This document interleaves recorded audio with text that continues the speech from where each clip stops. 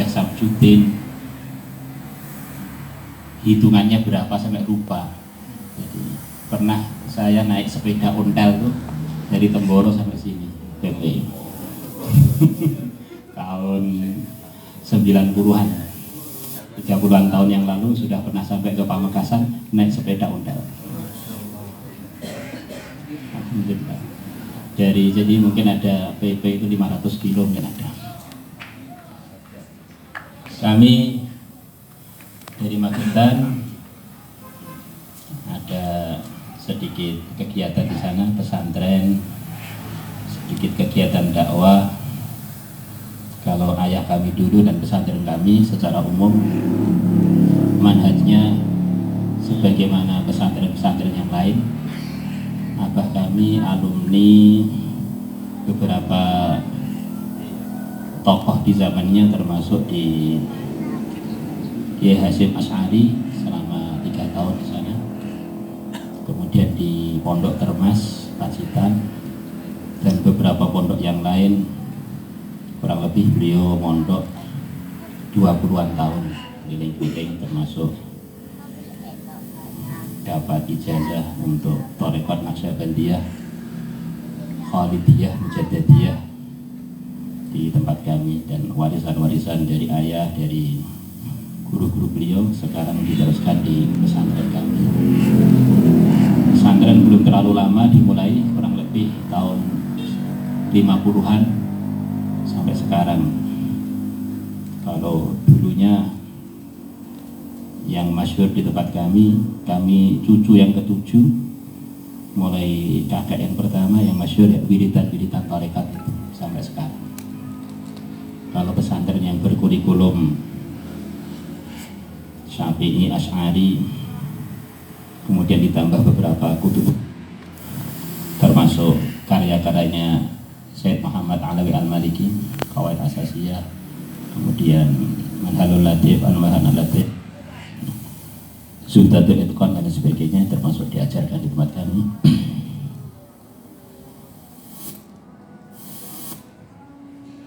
Kami di Temboro ada 2 bersaudara, saya dan abang saya, yang satu wafat dulu bertiga, sekarang berdua. Satunya namanya Umar Fatullah, ya, Ubaidullah Ahrar. Saya banyak bagian ngurus-ngurus tamu, ngurus-ngurus duit, ngurus-ngurus apa itu kuda. Kebetulan kami suka ngurus kuda, ada 100-an kuda di sana, dan situ juga ngurus istri. Kebetulan istrinya 4, anaknya 22 ya. Alhamdulillah. Sekilas mengenai kami, dan kami berharap pertemuan di sini dan nanti musyawarah nanti timbul semacam satu titik temu antara tokoh-tokoh Madura dan semua tokoh di negeri kita, khusus untuk satu pikir bagaimana bareng-bareng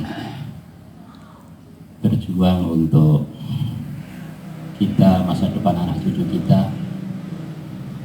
Dan kita menganggap macam-macam kebaikan-kebaikan yang di tempat kami tidak lepas dari barokahnya kita ziarah pada makom-makomnya aulia yang di Madura.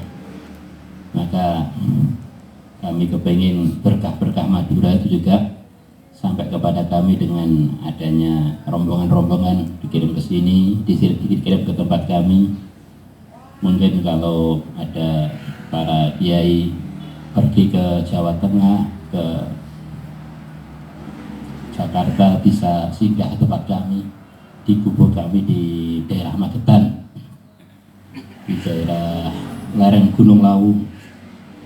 Di sana ada satu kampung kecil yang usaha untuk pengen semangat baru, ngajak santri-santrinya dan ngajak teman-teman untuk bersatu padu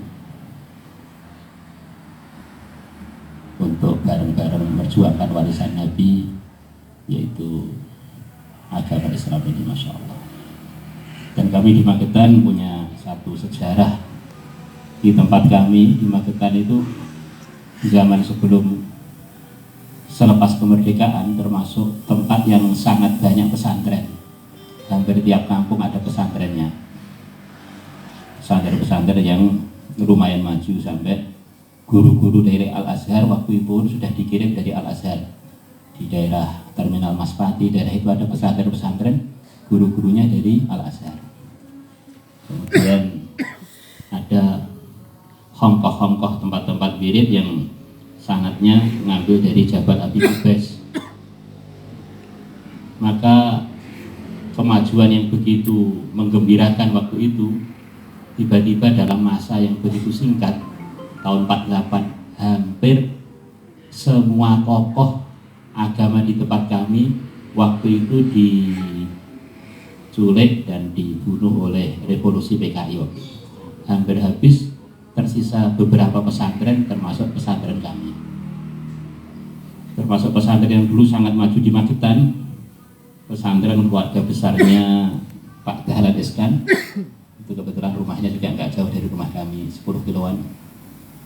Waktu itu di Pondok Sabirul Muttaqin ada kiai-kiai, kalau nggak salah tidak kurang dari 16 kiai tahun 48. Ke-16-16-nya wafat di dalam waktu yang hampir bersamaan. Akhirnya pondok sempat vakum, putra-putranya Pak Yai masih kecil-kecil. Sekarang baru mulai bangkit lagi, sepertinya mengarah ke pendidikan formal. Karena Pak Yai-nya dulu belum sempat mendidik putra-putranya, sudah keburu wafat. Satu gambaran dari tempat kami bahwa kemajuan-kemajuan yang ada di daerah kita mungkin yang dulu pernah kita banggakan, kalau nggak hati-hati bisa dalam sekejap aja hilang gitu. Jadi untuk menumbuhkan generasi lagi itu perlu sekian lama. Akhirnya sekarang baru mulai lagi di daerah kami bersemangat untuk muncul pesantren, hampir tiap kampung mulai ada lagi. Jadi mulai tahun 48 sampai sekarang 2019 baru mulai bangkit generasi yang semangat lagi untuk meneruskan pesantren-pesantren yang dulu pernah jaya di sekian banyak daerah di daerah kami. Maka kita kepengen melihat tokoh-tokoh Madura, dan juga kami punya banyak kenalan juga teman-teman dari Madura waktu kami belajar sebentar di Pakistan, pernah juga ke Saudi sebentar.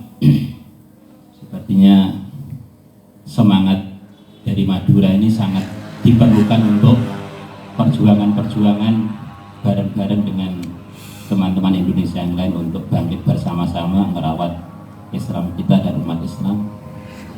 Karena kalau umat Islam bersatu, insya Allah segala macam rencananya ahli batil tidak akan terlaksana dengan mudah. Tapi kalau tercerai-berai, kita khawatir macam-macam potensi yang di umat Islam karena cerai-berai tidak tersusun, akhirnya ahli batil menginjak-injak perjuangan umat Islam di negeri kita berkhusus dan di seluruh dunia. Mungkin itu saja yang bisa saya sampaikan. Aku qauli hadza wa astaghfirullaha wa lakum. Assalamualaikum warahmatullahi wabarakatuh.